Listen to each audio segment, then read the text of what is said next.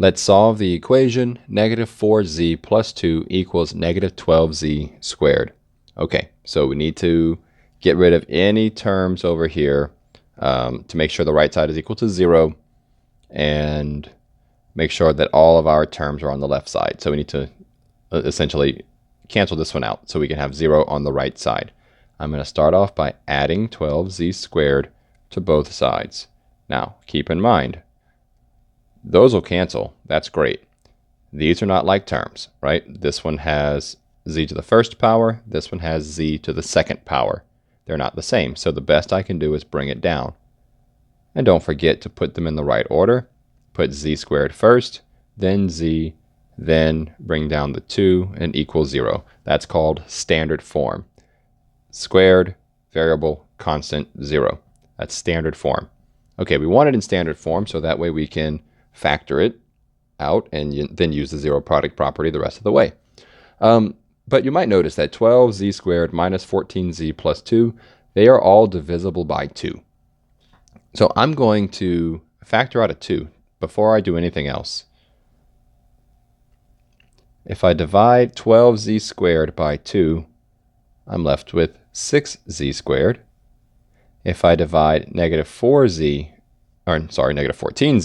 by 2, I'm left with negative 7z. And if I divide 2 by 2, I'm left with 1. And all that equals 0. Now, recognize what's happening here. Something times something is equal to 0. Okay, well, in other words, 2 is a factor of this entire expression. 2 is a factor. So I can eliminate it by dividing by it. But of course, you have to divide both sides of the equation, right? 2 divided by 2 is 1. More importantly, it cancels out. And it leaves me with this new problem, this 6z squared minus 7z plus 1 equals 0. Okay, this is a much easier quadratic to factor. Okay, so let's use the AC method. I need to multiply 6 and 1 together to get 6. So I need two numbers that multiply together to be 6. But when I add those numbers together, they add up to negative 7. Okay, well, 1 times 6 is 6. 1 plus 6 is 7. I need it to be a negative 7, right? I need to flip the sign. So I will change my signs, and now all of a sudden it works out.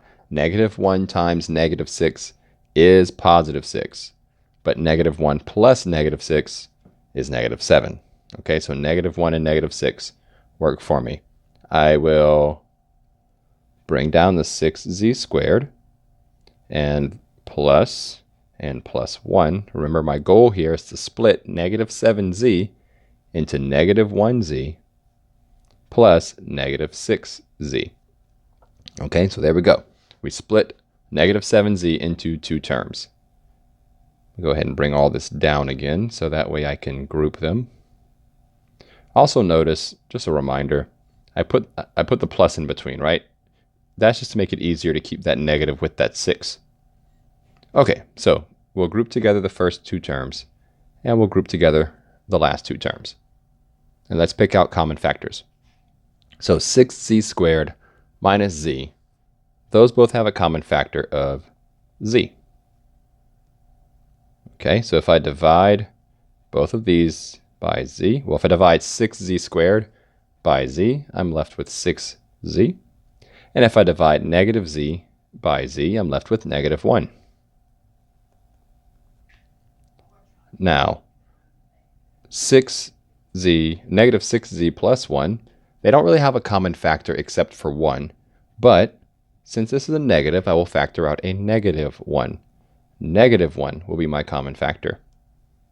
If I divide u by negative 1, I'm left with positive 6z. And if I divide this by negative 1, I'm left with negative 1. All that equals 0. Now, I have common factors. This term and this term have a common factor. 6z minus 1. Okay, 6z minus 1 is a common factor, so I'll go ahead and write it on the outside here. Now, anytime I take out a common factor, I'm essentially dividing it out, right? So if I divided that, I'd be left with just z And if I divided this one by the common factor, 6z minus 1, I'd be left with negative 1.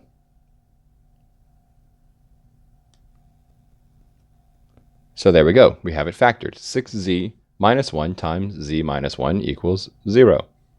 Okay, well, the zero product property says that I have two factors. If I have two factors that multiply together to be 0, then I can take each individual part and set them equal to 0.